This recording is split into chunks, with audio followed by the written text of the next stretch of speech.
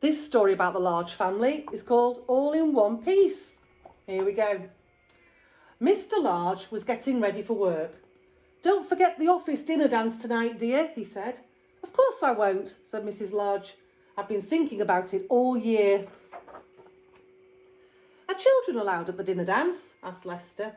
"No," said Mrs. Large. "It'll be too late for little ones." "What about the baby?" asked Luke. "Granny's coming to take care of everyone," said Mrs. Large, "so there's no need to worry." Granny arrived at tea time. The children were already bathed and in their night clothes. Granny gave them some painting to do while she tidied up, and Mr. and Mrs. Large went upstairs to get ready. Luke sneaked into the bathroom while Mr. Large was shaving. "Will I have to shave when I grow up?" he asked, patting foam onto his trunk. "Go away," said Mr. Large. "I don't want you ruining my best trousers." The baby crept into the bedroom where Mrs. Large was putting on her makeup. Mrs. Large didn't notice until it was too late. "Look," said the baby, "pretty."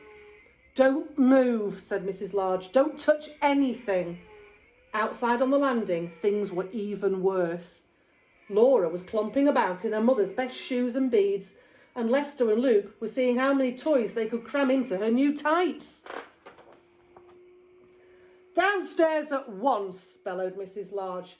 "Can't I have just one night in the whole year to myself? One night when I'm not covered in jam and poster paint. One night when I can put on my new dress and walk through the front door all in one piece." Oh dear, you can tell they've been told off, look. They're not very happy. The children went downstairs to Granny. Mr. Large followed soon after, very smart in his best suit. At last, Mrs. Large appeared in the doorway. "How do I look?" she asked. "Pretty, Mummy," gasped the children. "What a smasher," said Mr. Large. "You look like a film star, dear," said Granny. "Hands off," said Mrs. Large to the paint-smeared children. Mr. and Mrs. Large got ready to leave. "Goodbye, everyone," they said. "Be good now." The baby began to cry. "Just go," said Granny, picking her up. "She'll stop as soon as you've left. Have a lovely time."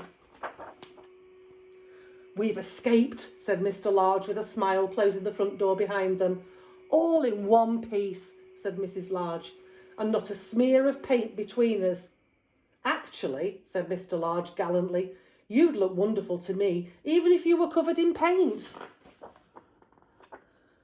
Which was perfectly true. And just as well, really. You see the paint? Oops.